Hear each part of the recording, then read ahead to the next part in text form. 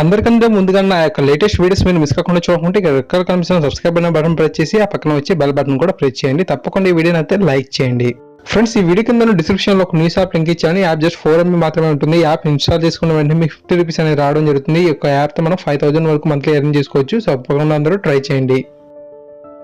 Hi guys, Mahesh friends. Competitive exams అన్నిటికీ కూడా prepare అయ్యే వారికి చాలా బాగా యూస్ఫుల్ అయ్యేలాగా చాలా మంచి టెక్నిక్స్ అనేవి నేను ప్రతిరోజు కూడా అప్లోడ్ చేయడం జరుగుతుంది. సో కింద మీరు కామెంట్ సెక్షన్లోను అంతేకాకుండా డిస్క్రిప్షన్లో కూడా మీరు చూసినట్లయితే ఈ యొక్క వీడియోస్ తాలూకు లింక్స్ అన్ని కూడా ఉంటాయి.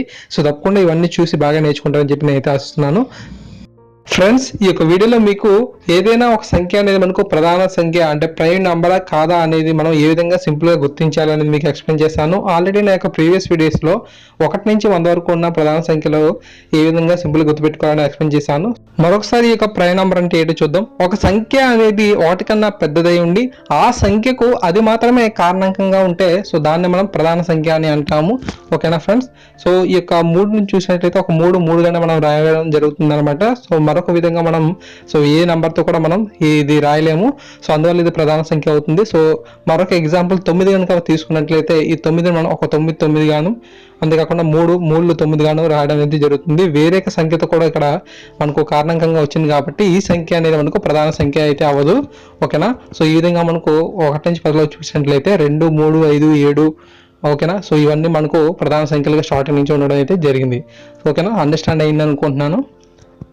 సో ఫ్రెండ్స్, ఇప్పుడు మనం ఒక సంఖ్య అనేది ప్రధాన సంఖ్య అవుతుందా కాదా అనేది సింపుల్ గా తెలుసుకోవడానికి సో మనకు n² > p అనేది చాలా యూస్ఫుల్ గా ఉంటుంది. ఇక్కడ n అంటే మనకు స్క్వేర్ నుంచే ఏదైనా నెంబర్ మనం తీసుకోవచ్చు. p అంటే ప్రైమ్ నెంబర్, అంటే వాడిచ్చిన ఏదైతే నెంబర్ని కనుక్కోమని ఇచ్చాడో ఆ యొక్క నెంబర్ని అయితే మనం తీసుకోవాల్సి అయితే ఉంటుంది. ఓకేనా? సో ఫస్ట్ ఆఫ్ ఆల్ మనకు ఒక ఎగ్జాంపుల్ అయితే మనం తీసుకొని ఆ యొక్క ఎగ్జాంపుల్ అనేది ప్రైమ్ నెంబర్ అవుతుందా కాదో తెలుసుకుందాం. సో ఇక్కడ మీరు చూస్తుండొచ్చు 173 అనే నెంబర్ అయితే ఉంది. ఈ యొక్క 173 అనేది ప్రైమ్ నెంబర్ అవునా కాదో తెలుసుకోవడానికి సో దీనికి ఈక్వల్గా ఇచ్చే స్క్వేర్ నెంబర్ కానీ లేదంటే సో ఈ యొక్క వాల్యూకి అధికంగా ఉండే స్క్వేర్ వాల్యూ కానీ మనం తీసుకోవాల్సి అయితే ఉంటుంది. సో ఇక్కడ మీరు చూడొచ్చు 13² మనం పరిశీలించినట్లయితే 169 వచ్చింది. 14² తీసుకున్నట్లయితే 196 వచ్చింది. సో దీనికి 173కి ఈక్వల్గా నెంబర్ అయితే లేదు, బట్ అధికంగా మనకు 196 ఉంది కాబట్టి 14² మనం తీసుకుందాం. సో ఇప్పుడు మనం ఈ యొక్క 14 ఏదైతే ఉందో ఈ యొక్క 14 లోపు ఏవైతే ప్రధాన సంఖ్యలు ఉన్నాయో ఆ యొక్క ప్రధాన సంఖ్యల్లో ఏదో ఒకటి కనుక ఈ యొక్క 173ని కనుక నిశ్శేషంగా భావించినట్లయితే ఆ సంఖ్య అనేది మనకు ప్రధాన సంఖ్య అవ్వదు అని, ఈ సంఖ్యలో ఏది కూడా మనకు భాగించకపోయినట్లయితే ఆ సంఖ్య ప్రధాన సంఖ్య అవుతుందని చెప్పి చెప్పవచ్చు అనమాట. సో 14 లోపు మనకు 2 3 5 7 11 13 అయితే ప్రధాన సంఖ్యలు అయితే ఉన్నాయి. సో ఈ యొక్క ప్రధాన సంఖ్యలో ఏది కూడా మనకు ఈ యొక్క 173 భావించట్లేదు కాబట్టి సో ఈ సంఖ్య అనేది మనకు ప్రధాన సంఖ్య అని మనం చెప్పవచ్చు అనమాట. సో నెక్స్ట్ ఎగ్జాంపుల్ చూద్దాం. సో 413 అనేది మనకు ప్రైమ్ నెంబర్ అవుతుందా కాదని తెలుసుకోవడానికి so same procedure. So square ఇచ్చే వాల్యూలో స్క్వేర్ నెంబర్ ఏదైతే ఉందో ఆ యొక్క నెంబర్ అనేది మనకు 413కి ఈక్వల్గా ఇచ్చేది కానీ లేదంటే ఆ యొక్క వాల్యూకి అధికంగా ఇచ్చే వాల్యూ అయితే ఉండాలి. 20² పరిశీలించినట్లయితే 400 వస్తుంది. 21² అనేది మనకు 441 వస్తుంది. సో 21² వాల్యూ ఎక్కువ కాబట్టి మనకు 21² అయితే తీసుకుందాం. ఇప్పుడు మనం ఏంటంటే సో 21 లోపు ఏవైతే ప్రధాన సంఖ్యలు ఉన్నాయో సో ఆ యొక్క ప్రధాన సంఖ్యలు అన్ని కూడా మీరు రాసుకోవాల్సి అయితే ఉంటుంది.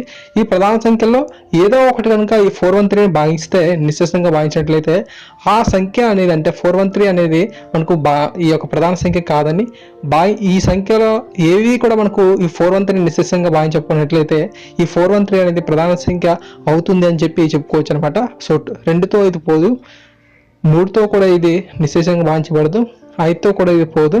సో కానీ మనకు 7 అనేది ఉంది.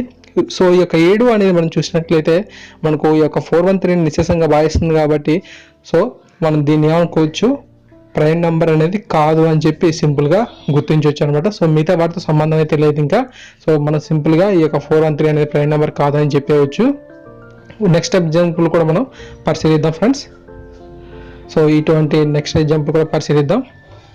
సో ఫ్రెండ్స్, ఇప్పుడు మనం 341 అనే నెంబర్ అయితే తీసుకుందాం. ఈ యొక్క 341 అనే నెంబర్కి స్క్వేర్ వాల్యూ ఏదైతే ఉందో ఈక్వల్గా ఉన్న వాల్యూ కానీ లేదంటే అధికంగా వాల్యూ ఇచ్చే నెంబర్ అయితే మనం తీసుకోవాల్సి అయితే ఉంటుంది.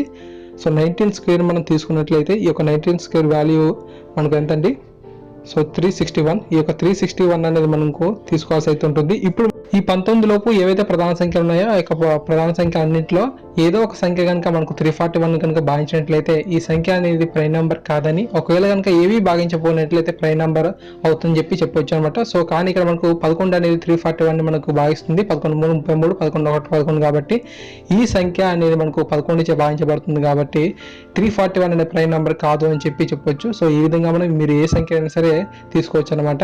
ఓకేనా. సో తప్పకుండా ఫ్రెండ్స్ ఈ వీడియో మీకు నచ్చింది అనుకుంటున్నాను. ఈ వీడియో నచ్చితే తప్పకుండా లైక్ చేయండి, షేర్ చేయండి, మనకు ఛానల్కి తప్పకుండా సబ్స్క్రైబ్ చేసుకోండి. Thanks for watching.